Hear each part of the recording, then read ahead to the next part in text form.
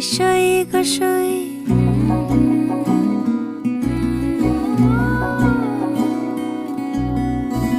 ঠোঁটের মধু তিতা মধু তেমন মধু কয়ে গো কই এমন তিতা আমার বধু শিউরে উঠি সয়ে গো সই আনবাড়ি যায় আমায় ফেলে বাদল মেঘের ডাকে একবার সে ভাবে না গো রায় কি করে থাকে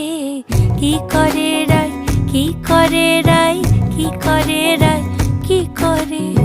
এই বুঝি যায় পীড়িত ছুটে সেই ভয়েতে যায় মরে